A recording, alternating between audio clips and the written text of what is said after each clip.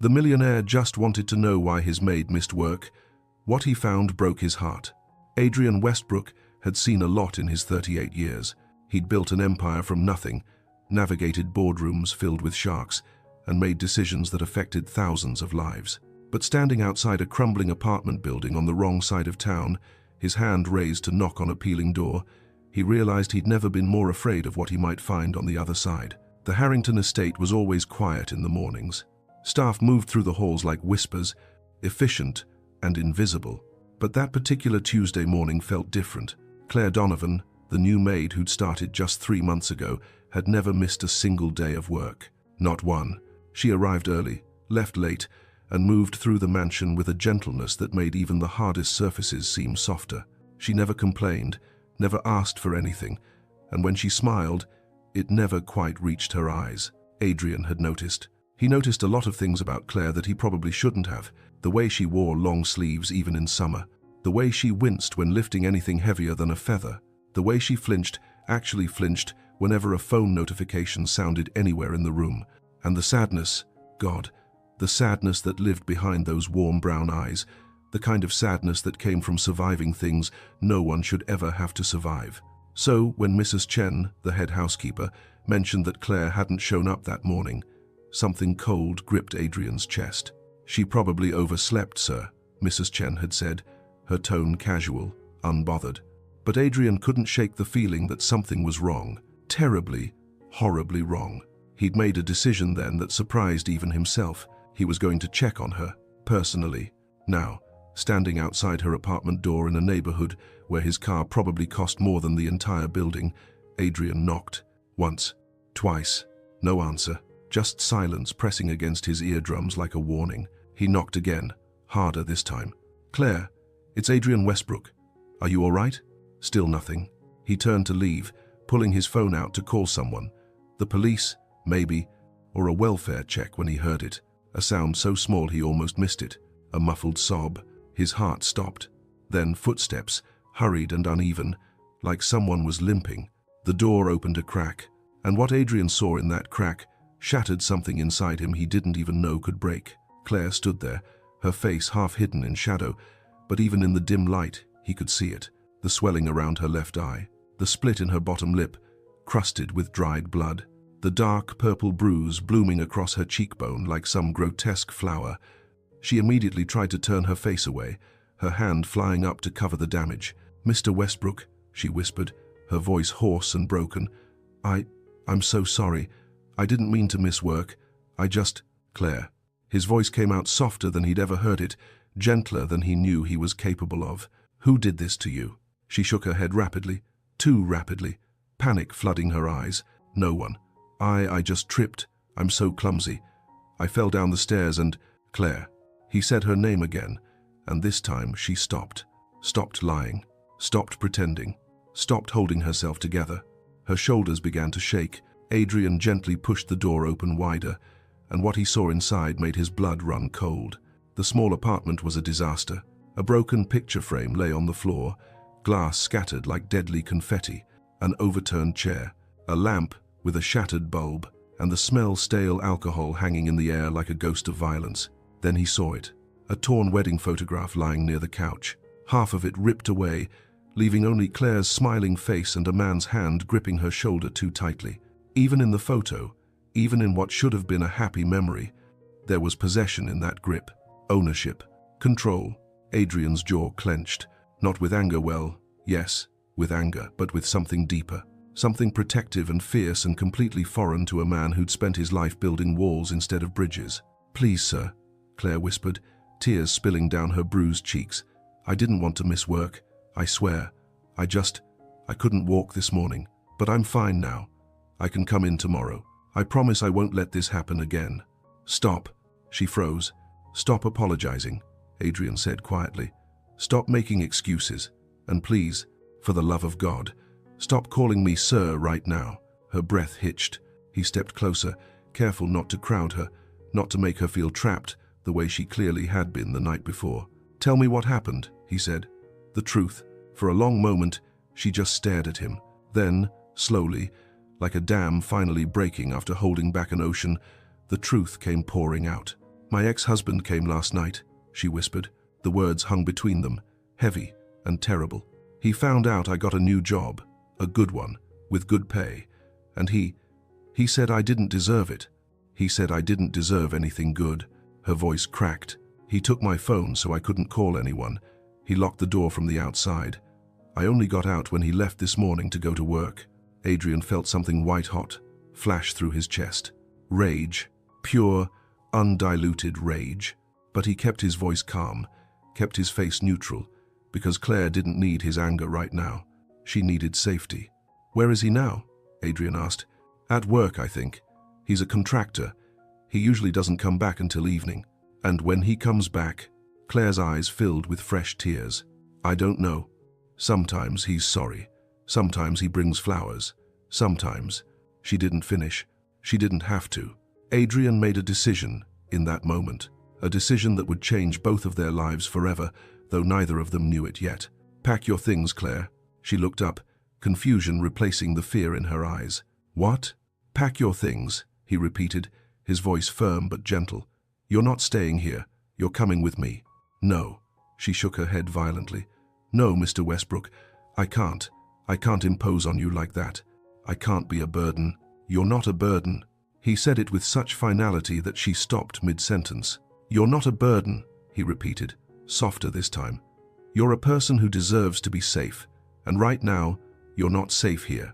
But I have nowhere else to go. I don't have family and my friends. He made me stop talking to them years ago. Of course he did. Isolation was always part of the playbook. Cut off her support system, make her dependent, make her believe she had nowhere to run. Adrian had seen it before in documentaries, read about it in articles, but seeing it in person, seeing it happening to someone he actually knew, someone who made his coffee every morning with a sad smile, made it real in a way that hollowed him out. You have somewhere to go, Adrian said quietly. The estate has more rooms than I know what to do with. You'll stay there until we figure out a more permanent solution. But people will talk. Your reputation. My reputation has survived much worse than helping someone in need. Pack your things, Claire. Please. The please did it. She'd probably expected him to order her around, to treat her like the staff, like someone who didn't have a choice. But he'd said please, like she was an equal, like she mattered. Slowly, she nodded. Before we continue, drop a comment and tell me where you're watching from and what time it is.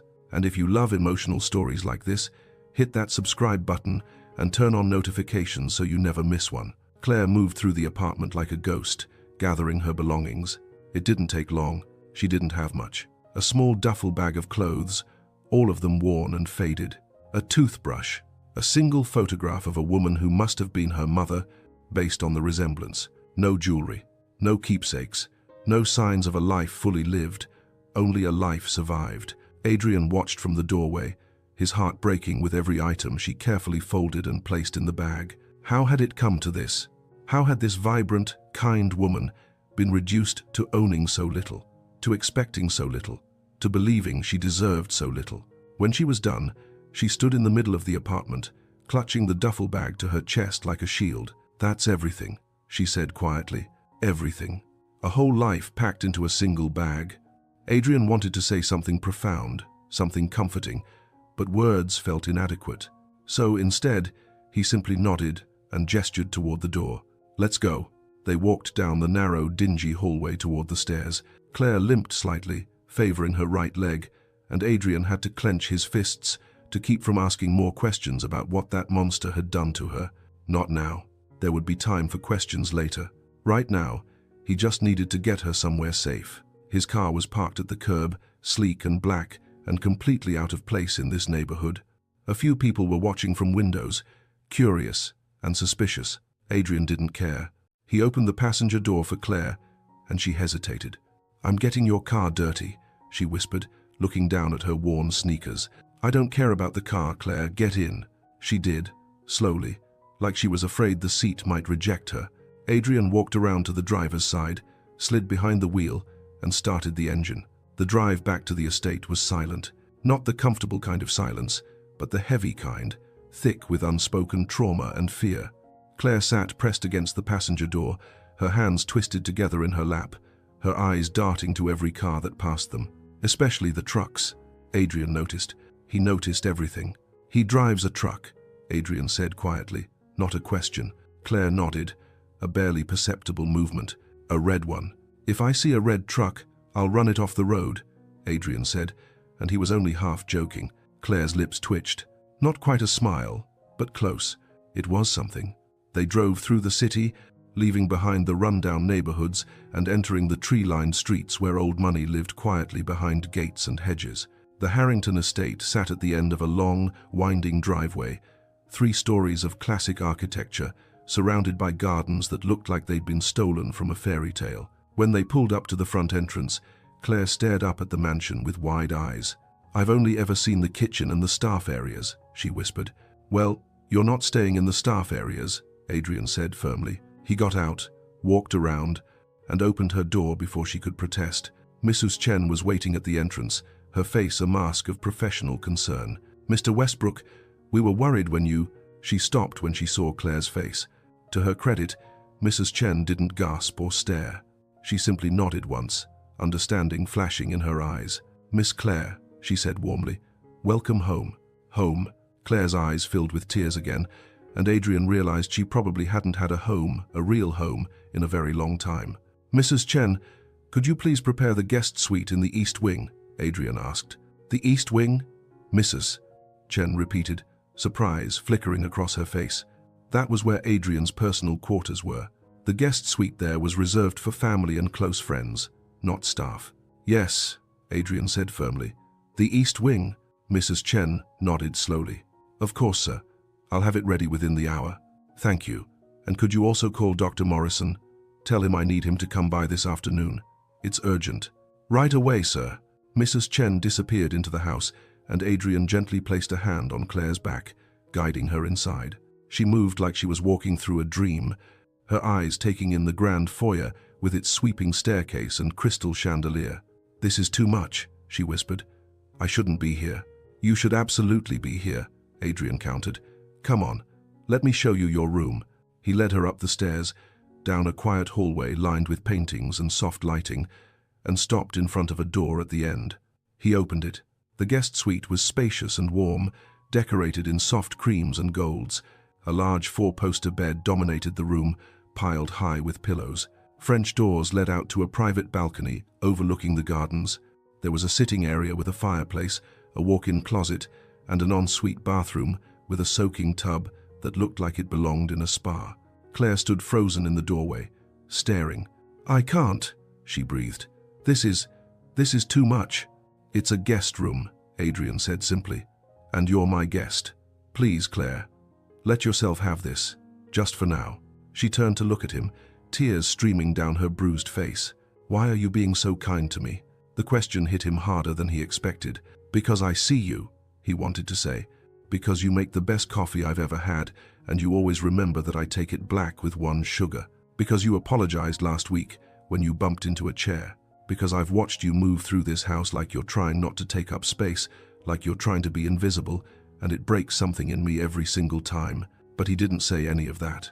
Instead, he said, "Because you deserve kindness, Claire, and I think you've gone far too long without it." She let out a sob, covering her mouth with her hand. Adrian stepped back, giving her space. "I'll leave you to rest. Dr. Morrison will be here soon to check on you. Mrs. Chen will bring you anything you need. And, Claire," she looked up at him, her eyes red and swollen, "you're safe here, I promise." He left before she could respond, closing the door gently behind him. As he walked down the hallway, he pulled out his phone and dialed his lawyer. "David, it's Adrian. I need you to prepare a restraining order. Immediately. If this story is touching your heart, show some love with a like. It really helps us continue sharing these powerful stories." Dr. Morrison arrived an hour later. A kind-faced man in his 60s who'd been the Westbrook family physician for decades. Adrian met him at the door and explained the situation in low, tense tones. Dr. Morrison's face darkened. "I'll take care of her," he said simply. Adrian wanted to go upstairs with him, to make sure Claire was okay, but he forced himself to stay downstairs. This wasn't about him. Claire needed privacy, needed to be examined and treated without her employer hovering. So he waited in his study, staring at legal documents without really seeing them, until Dr. Morrison came back down an hour later. "How is she?" Adrian asked immediately. Dr. Morrison sighed, setting his medical bag down. "Physically, she'll heal. Bruised ribs, a sprained wrist, multiple contusions. Nothing broken, thank God, but she's in significant pain. I've given her something for it and left instructions for care." "And emotionally?" Dr. Morrison's expression grew even more serious. "That will take much longer. Adrian, I've been a doctor for 40 years, and I can tell you with certainty that woman has been living in a nightmare. The injuries I saw today weren't from a one-time incident. They're layered. Old bruises beneath new ones. Healed fractures. Signs of prolonged abuse." Adrian's hands clenched into fists. "How long?" "Years, I'd guess. Maybe the entire marriage." Adrian closed his eyes, nausea rolling through him. All this time she'd been coming to work, cleaning his house, serving his meals, and going home to that. And he hadn't known. How had he not known? "I've given her my personal number, Doctor," Morrison continued. "Told her to call me any time, day or night, if she needs anything. I've also recommended a therapist I know who specializes in trauma. But Adrian? Yes, she needs stability right now. Consistency. A safe place where she knows she won't be hurt. Can you provide that?" "Yes," Adrian said without hesitation. "For as long as she needs it." Dr. Morrison nodded, satisfied. "Good, because right now, you might be the only person in the world she trusts." After the doctor left, Adrian stood in his study for a long time, staring out the window at the gardens. He thought about Claire upstairs, probably scared and confused and wondering what came next. He thought about the man who'd done this to her, who was probably at work right now, oblivious to the fact that he'd just lost his favorite punching bag. And Adrian thought about what he was going to do about it. Because this wasn't over. Not by a long shot. The first few days were strange. Claire barely left her room. Mrs. Chen brought her meals on trays, and Adrian made sure to give her space, to let her adjust and heal without pressure. But he found himself listening for her, the soft sound of her door opening. Footsteps in the hallway. Any sign that she was okay. On the third day, he saw her. He was working in his study when he glanced out the window and saw a figure in the garden. Claire. She was wearing clothes that Mrs. Chen must have found for her soft jeans and a sweater that actually fit, and she was standing in front of the rose bushes, just staring at them. Adrian watched as she reached out and gently touched a bloom, her fingers so careful, so reverent. Then she started to cry. Not the harsh, broken sobs from the apartment. These were quiet tears, the kind that came from relief and exhaustion and the slow, painful process of realizing you might actually be safe. Adrian wanted to go to her, wanted to tell her it would be okay, but he stayed at the window, giving her this moment of privacy, this moment to feel without being watched. When she finally went back inside, Adrian returned to his desk, but he couldn't focus on work. All he could think about was how to help her, how to make sure she never had to go back to that apartment, to that life, to that man. His lawyer called that afternoon. "The restraining order has been filed," David said. "It should be approved within 48 hours. I've also taken the liberty of having her apartment lease transferred to your name so she doesn't lose her security deposit or face eviction. The landlord was very understanding when I explained the situation." "Good," Adrian said. "Thank you, David. There's one more thing," David continued, his tone careful.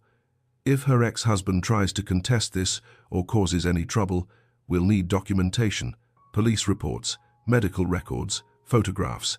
Do you think she'd be willing to provide that?" Adrian thought about Claire, about how hard it had been for her just to tell him what happened, asking her to relive it, to document it, to make it official. That would be asking a lot. "I'll talk to her," Adrian said, "but I won't push. This has to be her decision." "Understood, I'll be on standby." That evening, Adrian knocked softly on Claire's door. "Come in," came her quiet voice. He opened the door to find her sitting on the window seat, looking out at the gardens. She turned when he entered, and he was relieved to see the swelling in her face had gone down significantly. The bruises were still there, dark and angry, but healing. "How are you feeling?" he asked. "Better," she said softly. "Dr. Morrison's medication is helping, and Mrs. Chen has been so kind. She brought me tea this morning without me even asking." Adrian smiled. "Mrs. Chen is good at knowing what people need before they ask." Claire nodded, then looked down at her hands. "Mr. Westbrook, I need to thank you for everything. I don't know how I'll ever repay you." "You don't need to repay me, Claire. And please, call me Adrian." She blinked. I don't think I can do that. It doesn't feel right." "Why not?" "Because you're my employer. Because there's a hierarchy. And You're not my maid right now," Adrian interrupted gently. "Right now, you're a person who needed help, and I'm a person who was able to give it. That's all. No hierarchy, no titles, just two people." She studied him for a long moment, something shifting in her eyes. "Adrian," she finally said, testing the name on her tongue. It sounded good. Too good. He cleared his throat. "I need to talk to you about something, and I want you to know that there's no pressure. You can say no, and nothing will change. You'll still be safe here." She tensed. "What is it?" "My lawyer has filed for a restraining order against your ex-husband. It should be approved within the next 2 days, which means, legally, he won't be allowed to come near you." Claire's eyes widened. You did that?" "Yes, but if he tries to fight it, or if he violates it, it would help to have documentation, police reports, medical records from previous incidents, anything that establishes a pattern." She went very still. "You want me to report him?" "I want you to be protected," Adrian said carefully. "But I know that's a huge step. I know it's scary. So if you're not ready, that's okay. We'll find another way." Claire was silent for a long time, staring out the window. When she finally spoke, her voice was barely above a whisper. "I tried to leave him once before, 2 years ago. I went to a friend's house, and he found me. He told me if I ever tried to leave again, he'd make sure I regretted it. And then he showed me exactly what that regret would look like." Adrian's chest constricted. "I'm so sorry, Claire. I stopped trying after that," she continued, tears sliding down her cheeks. "I just survived. Went to work, came home, tried not to make him angry. But I was never good enough at it. There was always something. Dinner was too cold, or I was too quiet, or I smiled at the wrong person. There was always a reason." "There's never a reason," Adrian said fiercely. "There is never a reason for someone to hurt you like that. Never." She looked at him then, really looked at him, and something in her expression cracked open. "I'll do it," she said. "I'll file the police report. I'll give them everything. Because you're right. I can't keep living like this. I can't keep being afraid." Pride swelled in Adrian's chest. "You're incredibly brave." She shook her head. "I'm not brave. I'm just tired of being scared." "That's the same thing," Adrian said softly. The next day, Adrian drove Claire to the police station. She was quiet the whole way, her hands twisted in her lap, but she didn't ask to turn back. The detective who took her statement was a woman named Officer Reyes, and she was patient and kind, never rushing Claire, never making her feel like she was wasting their time. Adrian waited outside, pacing the hallway like an expectant father, until Claire emerged 2 hours later, looking exhausted but lighter somehow. "It's done," she said simply. "How do you feel?" "Like I can breathe for the first time in years." They drove back to the estate in comfortable silence, and when they arrived, Claire turned to him. "Thank you," she said, "for coming with me, for not making me do it alone." "You'll never have to do anything alone again," Adrian said, and he meant it. Over the following weeks, something shifted. Claire started coming out of her room more. She joined the staff for meals in the kitchen, and slowly, her smiles became more genuine. She laughed at Mrs. Chen's stories. She helped the gardener plant new bulbs. She sat in the library and read books, actual books, for pleasure instead of just surviving each day. And Adrian watched. He watched her transform from the broken, scared woman he'd found in that apartment into someone stronger, someone who was remembering who she'd been before the world tried to break her. One evening, he found her in the garden again, this time sitting on a bench beneath the willow tree. He approached slowly, not wanting to startle her. "Mind if I join you?" She looked up, surprised, then smiled. "Of course." He sat beside her, and they were quiet for a while, just listening to the evening birdsong. "I've been thinking," Claire said eventually. "About what?" "About what comes next. I can't stay here forever, hiding. I need to build a life, a real one." "What would that look like?" Adrian asked. She was quiet for a moment, then said, "I always wanted to be a teacher. Before I got married, I was in college studying education, but I dropped out when things got bad." "You could go back," Adrian said. "Finish your degree." She shook her head. I don't have the money for that, and I'd need to work, and I don't know how I'd manage both. What if you didn't have to worry about money? She frowned. What do you mean? What if I helped you, paid for your tuition, let you live here while you study? You could work part-time if you wanted to, or not at all, whatever you needed to make it work. Claire stared at him. Adrian, that's too much. I can't let you do that. Why not? Because I've already taken so much from you. Your time, your money, your home. You haven't taken anything, Adrian interrupted. I've given freely. And honestly, Claire, having you here has been good for me. This house is too big and too quiet, and having someone else in it, someone who appreciates it, who makes it feel less like a museum and more like a home, that's worth more than tuition money. She looked down at her hands, tears gathering in her eyes. I don't understand why you're being so kind to me. Because you deserve kindness, Adrian said simply, and because somewhere along the way, you stopped being just an employee to me. You became someone I care about. The words hung between them, heavy with meaning neither of them was quite ready to examine. Finally, Claire whispered, Thank you for everything. I'll find a way to repay you someday. You already have, Adrian said, by letting me help, by trusting me. That's more than enough. 2 months passed. 2 months of Claire slowly coming back to life. She enrolled in community college to finish her teaching degree, attending classes 3 days a week while working part-time in the estate's library, cataloguing Adrian's extensive book collection. It wasn't charity work, Adrian made sure she understood that. He needed the library organized, and she was perfect for the job, meticulous and careful with the old volumes. She insisted on earning her keep, and he didn't have the heart to tell her that her presence alone was payment enough. The bruises faded, the physical wounds healed. But Adrian noticed the other things, the invisible scars that would take much longer to disappear, the way she still flinched when someone moved too quickly, the nightmares that sometimes woke her in the middle of the night. He'd hear her crying through the walls, the way she apologized for everything, even things that didn't require apology. But there were good days too. Days when she laughed at something Mrs. Chen said, the sound bright and genuine. Days when she brought Adrian coffee while he worked, not because she had to, but because she wanted to. Days when he'd find her curled up in the library window seat, completely absorbed in a book, her face peaceful. Those were the days that made Adrian realize something terrifying. He was falling for her, not the dramatic, sudden kind of falling, the slow kind, the dangerous kind, the kind that crept up on you until one day you looked at someone and realized they'd become essential to your existence. He tried to ignore it. She was vulnerable, healing, rebuilding her life. The last thing she needed was her benefactor developing feelings for her. It would be inappropriate, possibly predatory, definitely complicated. So he kept his distance, maintained professional boundaries, told himself he was just being a good person, helping someone in need. But then there was the night of the storm.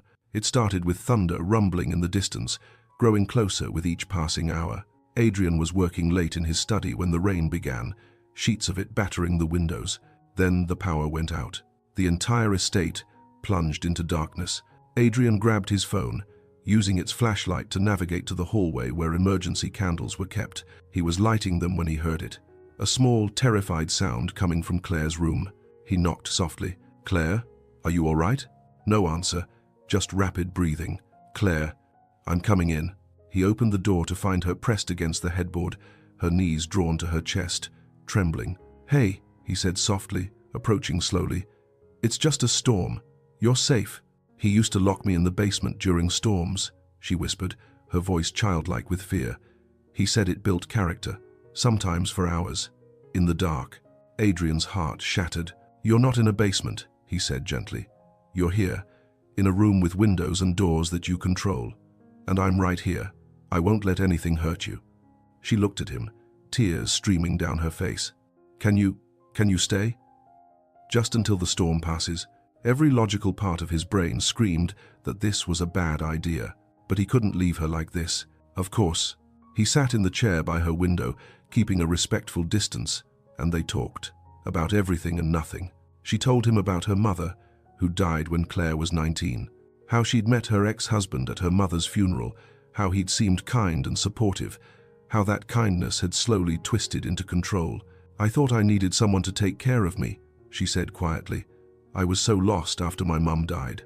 And he was there, solid and certain. I didn't realize until too late that what he wanted wasn't a partner. He wanted someone he could shape and control. "That's not love," Adrian said. "I know that now.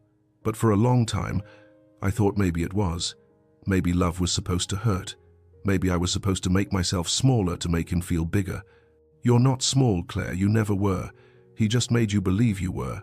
She looked at him then, really looked at him, and something shifted in the air between them. "You see me differently than anyone ever has," she whispered.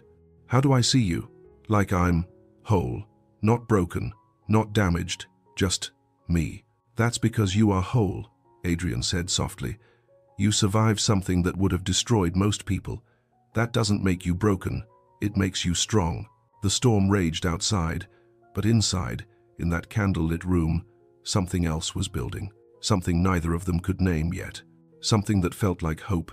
The next morning, Adrian found Claire in the kitchen, helping Mrs. Chen prepare breakfast. She looked up when he entered, and their eyes met. Neither of them said anything about the night before, but something had changed. Some invisible wall had come down. Over the following weeks, they fell into a new rhythm. Coffee together in the mornings before Claire left for class. Dinners where she'd tell him about her studies and he'd share stories about his business. Evenings in the library where they'd read side by side in comfortable silence. It felt domestic.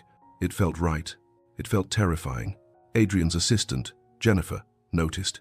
"You're different," she said one afternoon when Claire had just left the study after bringing Adrian lunch. "What do you mean?" "Happier, lighter, you smile more." Jennifer paused. "She's good for you." "It's not like that," Adrian said automatically. Jennifer raised an eyebrow. "Isn't it? She's been through hell, Jen. The last thing she needs is me complicating her recovery with feelings. Have you considered that maybe your feelings aren't a complication? Maybe they're exactly what both of you need?" Adrian didn't answer, because he didn't know how to. 3 months after that terrible Tuesday morning, Adrian's lawyer called. "We have a problem," David said, his tone grim. Adrian's stomach dropped. "What kind of problem?" "Claire's ex-husband violated the restraining order. He was spotted near the community college where she takes classes. Campus security detained him, and he's been arrested." Ice flooded Adrian's veins. "Is Claire safe?" "She's fine. She wasn't there when it happened. It was her day off. But Adrian, this is serious. He's escalating. The judge has agreed to extend the restraining order and add additional penalties. But what? He made threats against Claire and against you. The police are taking it seriously, but I think you need to increase security at the estate, just as a precaution." Adrian was already moving, already planning. "Do it, whatever it takes. And David, I want him prosecuted to the fullest extent of the law." "Already on it." When Adrian hung up, he found Mrs. Chen standing in the doorway, her face pale. "I heard," she said quietly. "Is Miss Claire in danger?" "Not while she's here," Adrian said firmly. "But we're going to make sure she stays safe.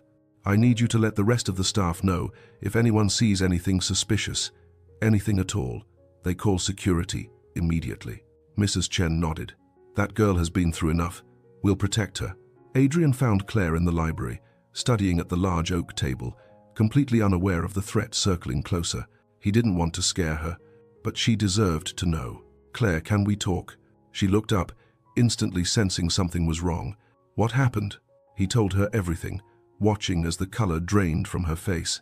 "He came to my school," she whispered. "He was near the campus. He never got close to any buildings, and security stopped him immediately." She stood up, pacing, her hands shaking. "This is my fault. I brought this danger to your home, to your staff." "Stop," Adrian said firmly. "This is not your fault. He's the one making the choice to violate the law. He's the one who can't accept that he lost his control over you. But what if he hurts someone? What if he comes here and—" Adrian stepped in front of her, gently taking her shoulders. "I won't let him hurt you. I won't let him hurt anyone. Do you understand me? You're safe here." She looked up at him, tears pooling in her eyes. "Why are you doing all of this? Why do you care so much?" The question hung between them. Adrian knew he should give a diplomatic answer, something about human decency and doing the right thing. But standing there, with her looking at him like he was the only solid thing in a world that kept trying to knock her down, he couldn't lie anymore. "Because you matter to me, Claire. More than I probably should admit, more than is probably appropriate. But it's the truth. Her breath caught. "Adrian, you don't have to say anything," he continued quickly. "I know the timing is terrible. I know you're still healing, and the last thing you need is—" She kissed him. It was soft and tentative and tasted like hope. When she pulled back, her eyes were wide with surprise at her own boldness. "I'm sorry," she whispered. "I shouldn't have." "Don't apologize," Adrian said, his voice rough. "Please don't apologize for that." "I don't know what I'm doing," she admitted. "I don't know if I'm ready for whatever this is. But I know that when I'm with you, I feel safe. I feel seen. I feel like maybe I could be happy again." "You can be," Adrian said softly. "You deserve to be." "So do you," Claire whispered. They stood there, foreheads touching, neither one willing to move away, neither one sure what came next. But for the first time in longer than either could remember, the future didn't feel quite so frightening. It felt like possibility. That evening, Adrian implemented new security measures. Guards at the gate, cameras throughout the property, emergency protocols for the staff. Claire protested, feeling guilty about the expense and disruption, but Adrian wouldn't hear it. Her safety was worth any cost. That night, as Adrian lay in bed staring at the ceiling, he thought about that kiss. Brief as it had been, it had changed everything. There was no going back to simple employer-employee boundaries, no pretending she was just someone he was helping out of obligation. She'd become essential, and that terrified him almost as much as the threat lurking beyond the estate gates. Because caring about someone meant they could hurt you. Not intentionally, perhaps, but life had a way of taking things away, and Adrian had lost enough. But looking at Claire, seeing her strength and resilience and gradual healing, he realized something. Maybe losing her would hurt, but never having her at all would hurt more. The next week passed in a strange state of heightened awareness. Security remained tight, and Claire's ex-husband remained in jail pending trial. But within the estate, something was blooming. Touches that lingered a moment too long. Looks that communicated things neither was ready to say out loud. An awareness of each other that was both thrilling and terrifying. Mrs. Chen watched with knowing eyes but said nothing, only smiled when she caught them standing a little too close in the kitchen. One afternoon, Claire came back from class excited, practically vibrating with energy. "Adrian," she called, finding him in his study. "You'll never believe what happened." He looked up from his laptop, immediately charmed by her enthusiasm. "Tell me."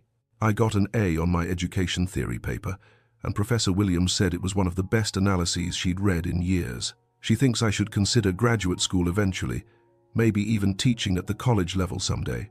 Pride swelled in Adrian's chest. "That's incredible, Claire. I'm so proud of you." She beamed, then without thinking, threw her arms around him in a hug. Adrian froze for half a second, then hugged her back, breathing in the scent of her shampoo, feeling the warmth of her body against his. When she pulled back, her cheeks were flushed. "Sorry, I'm excited." "Don't apologize for being excited," Adrian said softly. "You earned this." "I couldn't have done it without you," she said. "Without you giving me this chance, this space to heal and grow. A year ago, I thought my life was over. Now I'm getting straight A's and thinking about graduate school and—" She trailed off, looking at him with an expression he couldn't quite read. "And?" he prompted, "and feeling things I didn't think I'd ever feel again." The air between them grew thick. "Claire," Adrian said carefully, "I need you to know something. I meant what I said before. You matter to me, but I don't want to rush you into anything. You're still healing, still rebuilding your life. If what's happening between us is too much, too fast, tell me. We can slow down." She stepped closer, reaching up to touch his face. "What if I don't want to slow down?" she whispered. "What if I want to feel alive again, to take chances, to see where this goes?" "Then we take it one day at a time," Adrian said, covering her hand with his. "No pressure, no expectations, just us figuring it out together." "Together," she repeated, smiling. "I like the sound of that." He kissed her then, properly this time, and it felt like coming home. 4 months after Adrian had knocked on that apartment door, Claire sat in a courtroom watching her ex-husband get sentenced, violating a restraining order, making terroristic threats, and a list of other charges that, combined, meant he'd be in prison for at least 3 years. Adrian sat beside her, his hand holding hers. When the judge's gavel came down, Claire let out a breath she'd been holding for what felt like forever. It was over. Really, truly over. Outside the courthouse, she turned to Adrian. "I'm free," she said, wonder in her voice. I'm actually free. You always were, Adrian said softly. You just needed time to realize it. That night, back at the estate, they celebrated quietly, just the two of them, a bottle of wine and a fire in the library. What happens now? Claire asked, curled up beside Adrian on the couch. What do you want to happen? She thought about it, really thought about it. I want to finish my degree. I want to become a teacher. I want to help kids who feel powerless learn that they have strength inside them. You'll be an amazing teacher, Adrian said, and I want, she hesitated, I want to see where this goes, with us, if that's what you want too. Adrian pulled her closer. That's exactly what I want.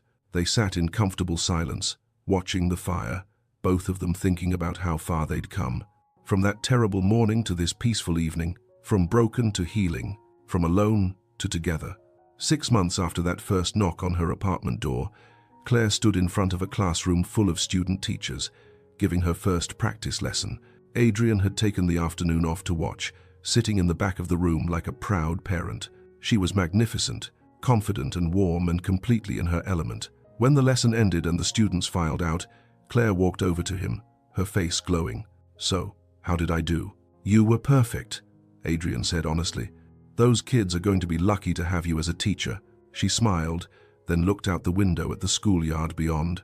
A year ago, I thought my life was over, she said quietly. I thought I'd never be more than what? He said I was worthless, stupid, lucky that anyone would put up with me. And now, Adrian prompted, now I know that sometimes the worst moments of our lives lead us to exactly where we're meant to be, to the people who help us become who we were always supposed to be. She turned to look at him, her eyes bright. Thank you, Adrian, for seeing me when I couldn't see myself, for believing in me when I didn't believe in myself, for refusing to let me face my darkness alone. You don't need to thank me, Adrian said, taking her hand. You did the hard work.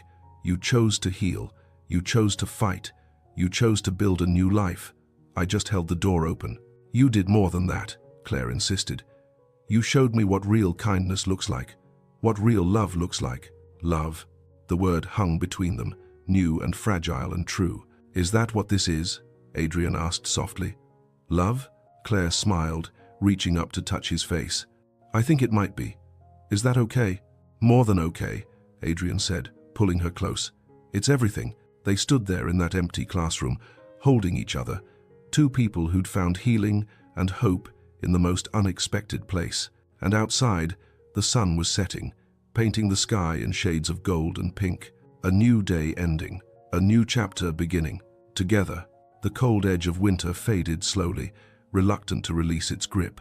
By the time Claire's classes were in full swing, the trees outside Adrian's estate were budding fragile green hope after months of grey. Spring, Mrs. Chen insisted, was for new beginnings. Claire believed her.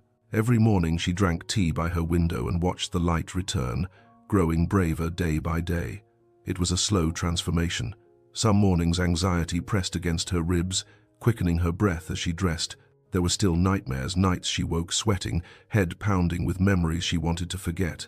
But there were better days too. Adrian always noticed both. On the rough days, he'd let her be, offering a soft check-in, then space. On the good days, he'd make time, intentionally present over coffee, encouraging her efforts with genuine pride. One Thursday morning, Claire brought him her transcript, the first A in an academic subject since her mother died. He read the email twice. You did this. You, Adrian said quietly. A shy smile bloomed on her lips. I almost quit after the first midterm. I was sure I'd never get out from under my own head. He met her eyes. I'm glad you stayed. The future deserves someone like you in it. He meant it, and it landed with weight, with a warmth she'd been missing for so long. But healing is not linear. Some wounds do not close in a straight line. After class one afternoon, as Claire packed up her books, she felt eyes on her, her heart hammered. For a split second, she was back in that apartment, surrounded by the scent of stale alcohol and fear. She spun a nervous reflex, but it was only a classmate, lingering, waiting to ask about homework. Claire forced a smile, steadying herself. Still, as she walked to her car, she found herself checking the shadows, the edges of the parking lot. When she got home, Adrian was in his office. He noticed the tightness in her shoulders, the quiet way she moved. "Tough day?" he asked, not pushing. Claire hesitated, then sat across from him, clutching her bag. "Sometimes I think I'm moving forward, and sometimes I feel stuck, like I'll never really get out." He leaned forward, elbows on his desk. "You're allowed to feel both. Healing isn't a straight staircase. You're building something, piece by piece." She exhaled. She needed to hear that, needed someone not to rush her steps. One morning in late March, Mrs. Chen found Claire in the garden, sitting with a mug of tea, her gaze unfocused. "It's been a year," Claire said quietly. "A year since I left." Mrs. Chen sat beside her, warm and solid. "Leaving is an act of bravery. Don't underestimate it. Sometimes I fear I'll always be looking over my shoulder." Mrs. Chen squeezed her hand. "Fear can be a stubborn guest, but with time, it stops screaming and starts to whisper instead."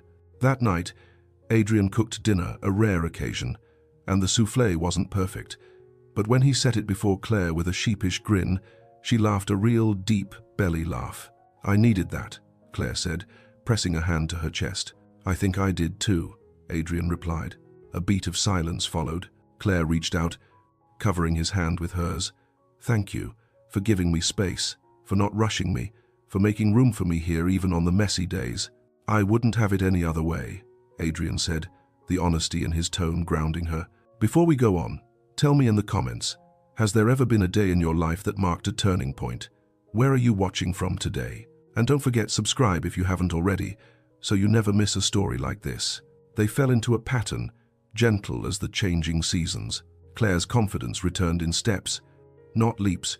She offered ideas during staff meetings, started a book club for the housekeeping team, and even volunteered at a local elementary school. Adrian watched all of this with quiet admiration, awe even. He noticed the way the staff responded to her, how her warmth and absence of condescension opened doors. Some evenings, they cooked together. Others, they took long walks outside, swapping stories about their childhoods, the good and the hard. Those moments built intimacy, not a romance forged in grand gestures, but one crafted in trust and time. Spring became summer. Claire finished her semester and enrolled for more classes, each step away from her old life, making the future seem possible. One night, Adrian took her to dinner, a real date, complete with nerves on both sides. She wore a soft blue dress, hair loose around her shoulders. He opened her car door as if she was precious, and for the first time in a long time, she believed maybe she was. At a quiet table by the window, Claire hesitated. "I haven't done this in years." "Me neither," Adrian admitted. "Not like this, not where it mattered." They talked about dreams, about fears, about what happiness could look like when not shadowed by old pain. "I love how you make this world feel." Adrian's confession was soft, but it rang in her ears. She reached across the table, steady for once. "I want to be brave, for both of us." He squeezed her hand. For a while, the past seemed far away, and hope didn't feel so dangerous. Let us know in the comments if you believe that genuine love can grow out of kindness, and, please, share this story if you know someone who needs to hear it. But reality is persistent. Late June brought with it a threat, a letter, unsigned, slipped beneath the estate gate, words cut from magazines. It was classic intimidation, and for the first time since winter, Adrian saw the fear return to Claire's eyes. He immediately increased security. Guards watched the perimeter, staff were briefed, the police were notified. "It could be nothing," Claire said, voice wavering. Adrian was resolute. "Or it could be something. Either way, you're not facing it alone." Sharing her fear made it smaller, the burden lessened by transparency and safety planning. That night, as they sat together in the living room, Claire leaned her head on Adrian's shoulder.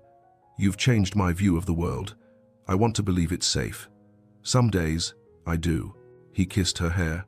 "We'll get there, step by step." Chapter 13. Stepping Forward. When the next semester started, Claire was nervous, old trauma still echoing in her body. But she showed up, refusing to let fear dictate her future. Adrian was there in small ways and big, driving her to class on anxious days, letting her walk alone when she felt strong enough. Her ex made no further contact. The authorities watched for him, taking the threat seriously. Bit by bit, peace returned. Claire's first faculty evaluation described her as remarkably empathetic, gifted at helping students feel seen. She came home glowing, the praise settling somewhere deep. Adrian celebrated with a bottle of sparkling cider and a quiet night under the stars. "Every milestone is worth commemorating," he said. They clinked glasses. For the first time, Claire let herself imagine a life not marked by before and after, but by now and what could come next. One afternoon, Claire received an invitation. She'd been nominated for a volunteer award at the elementary school. She almost declined, afraid of standing in the spotlight. Adrian encouraged her. "Don't let the past dictate who you are today. You've earned every bit of this recognition." She went, and on stage, saw Adrian in the crowd. When she spoke, her voice was steady. "I used to think surviving was enough. Now I believe thriving is possible even after the darkest nights." The audience applauded. Claire saw the tears in Adrian's eyes. In that moment, she realized she wasn't surviving anymore. She was living. Drop a heart in the comments if you believe everyone deserves a new beginning. And remember to like and subscribe for more stories about courage and hope. Their love deepened, built on trust, patience, and laughter more than declarations. They celebrated holidays together. Adrian watched with delight as Claire filled the house with color and warmth each season. She still went to therapy, still had hard days, but they were fewer and further between. With time, her scars faded into memory, a history she visited but no longer lived in. Teaching became her life's calling.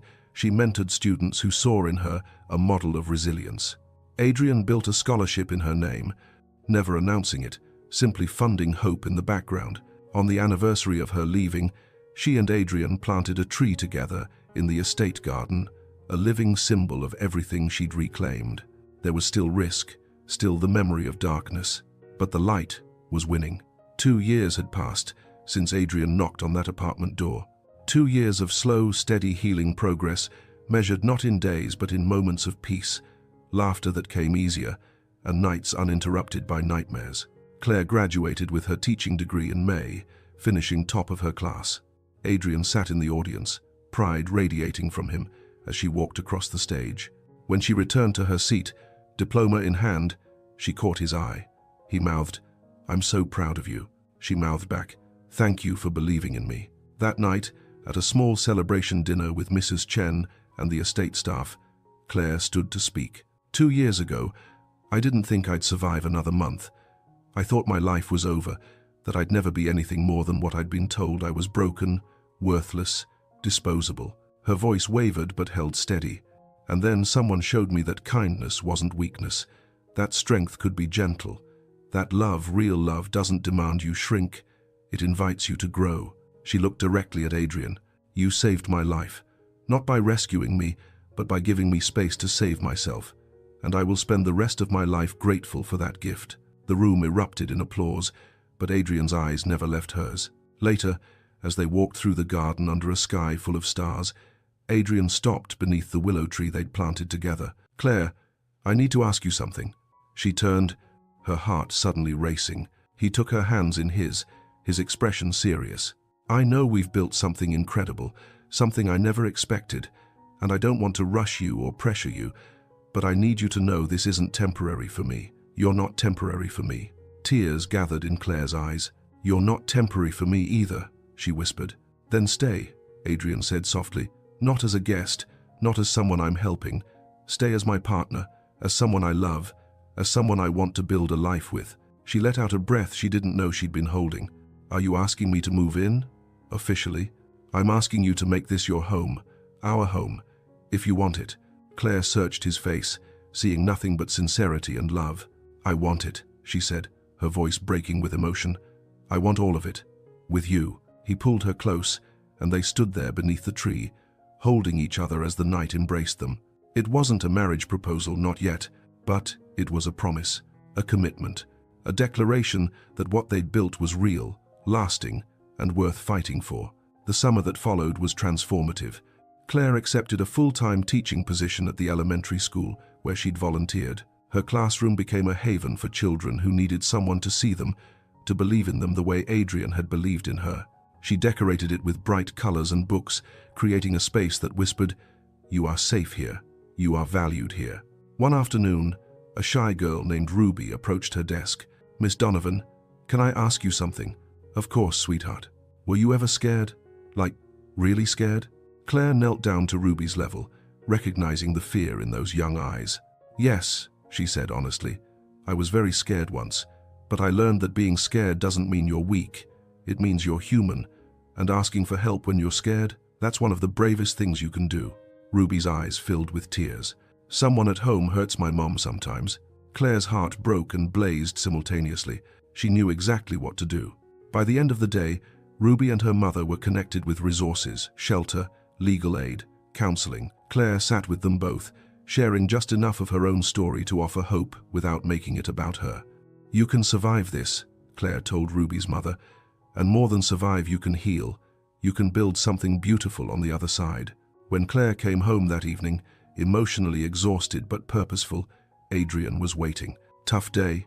he asked, already pouring her tea. She told him everything, and when she finished, he pulled her close. "You're changing lives, Claire. You know that, right?" "I'm trying to give what was given to me," she said simply. "That's love," Adrian said. "Real, powerful, world-changing love. If you've ever felt powerless and found your strength again, drop a comment below, and please share this story with someone who needs to hear it today." In September, Claire received news that her ex-husband was being released from prison. The call came from the district attorney's office, a routine notification for victims. Claire's hands shook as she hung up. Adrian found her sitting on the edge of their bed now, not just hers staring at nothing. "He's getting out," she said flatly. Adrian's jaw tightened, but his voice remained calm. "When?" "Next month. They said the restraining order is still in effect, and he'll be on parole with strict conditions." But you're scared." She nodded, ashamed of the fear. "I shouldn't be. I'm not that person anymore. I'm stronger now. I have a career, a home, people who love me. He shouldn't have any power over me." Adrian sat beside her, taking her hand. "Fear doesn't mean you're weak, Claire. It means you're smart. He hurt you, deeply. It's okay to be afraid of that happening again." "What if he comes here?" she whispered. "Then he'll be arrested immediately for violating the restraining order, and he'll find himself back in prison faster than he can blink." "What if—" "Claire," Adrian turned her to face him. "I will not let him hurt you. The staff won't let him hurt you. The law won't let him hurt you. And most importantly, you won't let him hurt you. You're not the same woman he knew. You're not powerless anymore." She leaned into him, drawing strength from his certainty. "I need to prepare," she said after a moment. "I need to make sure I'm ready, just in case." Over the next few weeks, they reinforced security, updated legal protections, and Claire met with her therapist more frequently. She also did something she hadn't done before. She joined a support group for domestic violence survivors. Sitting in that circle of women, hearing their stories, sharing her own, Claire realized something profound. She wasn't broken. She was a survivor. And survivors carried wisdom that could light the way for others still trapped in darkness. Br Idges DVC +1. October arrived with cool winds and falling leaves. Claire's ex was released, and for 2 weeks, she held her breath. But nothing happened. No letters, no phone calls, no appearances at the school or the estate. At first, Claire waited for the other shoe to drop. Then, slowly, she began to exhale. Adrian's private investigator confirmed that her ex had moved to another state, a condition of his parole. He'd taken a job, enrolled in mandatory counseling, and by all accounts, was keeping his distance. "Maybe he finally realized he lost," Adrian said one evening as they sat by the fire. "Or maybe he just found someone else to control," Claire said quietly. Adrian squeezed her hand. "Either way, he's not your problem anymore. You're free, Claire. Truly free." The word settled over her like a blessing. Free. She tested it, turning it over in her mind, feeling for cracks or catches. But it held. She was free. Christmas came, bringing with it the first snow of the season. The estate transformed into something from a storybook: white lights, evergreen garlands, and a towering tree in the great room. Claire had never experienced a Christmas like this, full of warmth, laughter, and people who genuinely cared about her. On Christmas Eve, after the staff had gone home and the house was quiet, Adrian led Claire to the library. A fire crackled in the hearth, and on the mantel sat 2 stockings, one embroidered with her name. "You made me a stocking," she whispered, tears gathering. "Your family," Adrian said simply. "You have been for a long time." They sat together on the couch, sipping hot chocolate, and Adrian pulled out a small wrapped box. "I know we said no gifts, but Adrian," Claire laughed, "we both know you weren't going to follow that rule." He grinned, sheepish. She opened the box to find a delicate silver bracelet engraved with a single word: brave. "Because that's what you are," Adrian said softly. "Every single day." Claire fastened it around her wrist, the metal cool and solid against her skin. "I love it. I love you." The words came easily now, without fear. "I love you too," Adrian said, "more than I thought I was capable of." They sat in comfortable silence, and then Adrian shifted, reaching into his pocket. "There's one more thing." He pulled out a small velvet box, and Claire's breath caught. "Adrian, before you panic," he said quickly, "this isn't what you think. Or maybe it is. I don't know. I'm terrible at this." She laughed through her tears. He opened the box to reveal a simple, elegant ring, a single diamond on a platinum band. "Claire Donovan, I'm not asking you to marry me tonight. I know we're still building this, still learning what it means to be us, but I'm asking if you'd be willing to, someday, when you're ready, say yes to forever with me." She stared at him, at this man who'd given her time, space, safety, and love without demanding anything in return. "Are you asking me to be engaged? To be engaged?" she said, smiling through tears. "I guess I am," he admitted. "Is that ridiculous?" "It's perfect," she whispered. "And yes, someday, when I'm ready, I will absolutely say yes to forever with you." He slipped the ring onto her finger, and it fit perfectly, just like everything else about them. Drop a heart emoji if you believe in love that's patient, kind, and worth the wait. And don't forget to subscribe for more stories that remind us hope is real. Spring returned, and with it, new life. Claire's classroom buzzed with energy as her students prepared for their end-of-year presentations. Ruby, the girl who'd confided in Claire months ago, stood at the front of the room, her voice steady and strong. "My hero is Miss Donovan," Ruby said, "because she taught me that being scared doesn't mean you have to stay stuck. She showed me that asking for help is brave, not weak, and she helped my mom and me find safety when we needed it most." Claire's eyes filled with tears. After class, Ruby hugged her tightly. "Thank you for saving us, Miss Donovan." Claire knelt down, looking into those young, hopeful eyes. "You saved yourself, sweetheart. I just held the door open." The same words Adrian had once said to her. The cycle of healing, passing forward. A year later, on a perfect June afternoon, Claire and Adrian married in the garden beneath the willow tree. It was small, just close friends, the estate staff who'd become family, and a few of Claire's students and their parents. Mrs. Chen cried through the entire ceremony. Claire wore a simple white dress, her hair loose, a crown of wildflowers in her hair. Adrian wore a suit but couldn't stop smiling. When it was time for vows, Claire spoke first, her voice clear and strong. "Adrian, you taught me what love really looks like. Not control disguised as care, but genuine partnership. Not demands, but invitations. Not fear, but safety. You gave me space to heal, time to grow, and the freedom to become who I was always meant to be. I promise to love you with that same patience, that same grace, for the rest of our lives." Adrian's voice was thick with emotion when he responded. "Claire, you walked into my life broken, or so you thought.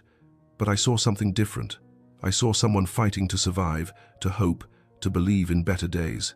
Watching you heal, watching you reclaim your strength, watching you become the incredible woman standing before me now, has been the greatest privilege of my life.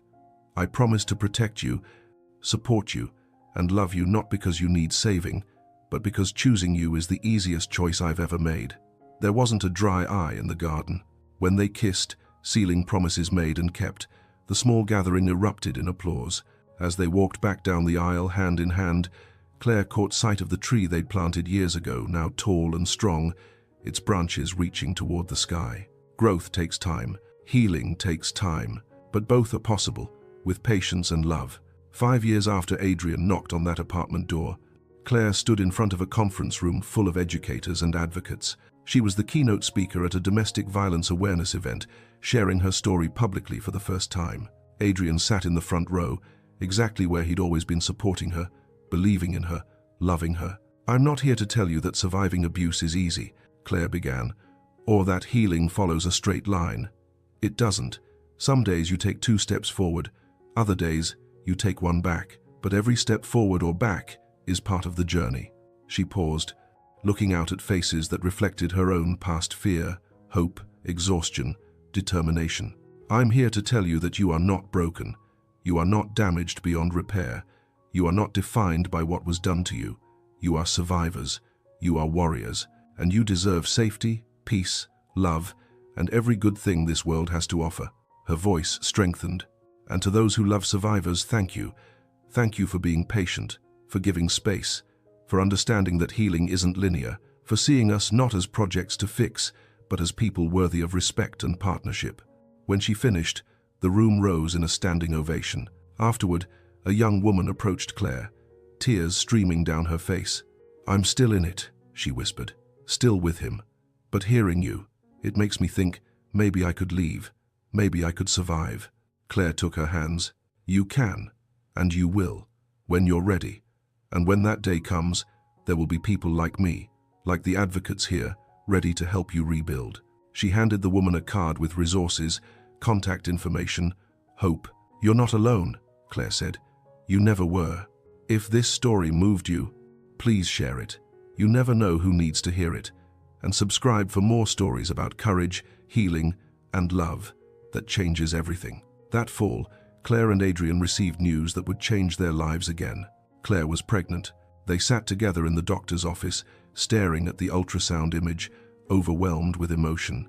"We're going to be parents," Claire whispered. Adrian squeezed her hand, his eyes wet. "We're going to be parents." That night, lying in bed with Adrian's hand on her still flat stomach, Claire thought about the journey that had brought them here. From that terrible Tuesday morning to this moment of joy. From broken to healed. From alone to surrounded by love. "Are you scared?" Adrian asked softly. "Terrified," Claire admitted, "but also hopeful, excited, ready. You're going to be an incredible mother." "We're going to be incredible parents," she corrected. Together, their daughter, Hope, named for what they'd both found in each other, was born the following spring. She had Claire's eyes and Adrian's smile, and from the moment she entered the world, she was surrounded by love. Claire sometimes stood over Hope's crib at night, watching her sleep, overwhelmed by the magnitude of what she'd been given. A life she'd thought was over had become fuller, richer, more beautiful than she'd ever imagined possible. "Thank you," she whispered one night to Adrian as they watched their daughter sleep. "For what? For knocking on that door, for refusing to let me face the darkness alone, for showing me that love doesn't have to hurt." Adrian pulled her close. "Thank you for letting me in, for trusting me, for choosing to heal, for building this life with me." They stood there, two people who'd found each other at exactly the right moment, watching the future sleep peacefully in a crib surrounded by soft blankets and hope. 10 years after that knock on the apartment door, Claire Westbrook stood in her classroom, now a master teacher mentoring new educators. On her wrist, she still wore the bracelet Adrian had given her. Brave. She'd added to it over the years, charms representing milestones, memories, moments of joy. Her students loved her, parents requested her, and administrators recognized her as one of the best in the district. But her greatest pride came from the lives she touched, the children she helped, the families she supported, the hope she offered to those still trapped in darkness. At home, Hope was now 9, a bright, confident girl who loved books and soccer and asking questions about everything. Adrian still ran his business, but his priorities had shifted. Family came first, always. They'd created something beautiful together, something neither had known was possible. One evening, as they sat in the garden beneath their tree, now massive and strong, Hope asked a question. "Mom, were you always happy?" Claire and Adrian exchanged glances. "No, sweetheart," Claire said honestly. "I wasn't always happy. I went through some very hard times before I met your dad." "What changed?" Claire thought carefully about her answer. "I learned that I was strong enough to ask for help, and I met someone who showed me that love doesn't mean making yourself smaller. It means both people growing together, supporting each other, believing in each other." Hope nodded, processing this. "So you found each other?" "We did," Adrian said, pulling both his girls close. "And finding each other changed everything." That night, after Hope was asleep, Claire and Adrian sat together under the stars. "Do you ever think about that day?" Adrian asked. "When I knocked on your door?" "Every day," Claire admitted. "Not with sadness, but with gratitude, because that terrible day led to all of this, to you, to hope, to a life I love. Grateful for the worst day of your life? Grateful for what came after, Claire clarified. Grateful for the person who refused to walk away. Grateful for second chances and new beginnings, and love that's patient enough to let broken things heal. Adrian kissed her forehead. You were never broken, Claire, just hurt. And there's a difference. She smiled, leaning into him. I know that now, and I spend every day making sure others know it too. They sat in peaceful silence, two people who'd walked through fire and come out stronger, who'd built a life on foundations of trust, respect, and genuine love. The past would always be part of their story, but it no longer defined them. They'd taken pain and transformed it into purpose. They'd taken trauma and alchemized it into hope. They'd taken brokenness and built something beautiful. And in the end, that's what love does. Not erase the hard parts, but walk beside you through them and show you that on the other side of darkness, light is waiting. Real, warm, lasting light. And it's worth every difficult step it takes to get there. If this story touched your heart, please share it with someone who needs to be reminded that healing is possible, that love can be gentle, and that second chances are real. Subscribe to our channel for more stories about courage, hope, and the incredible resilience of the human spirit. Remember, you are worthy of safety, peace, and real love. Never forget that.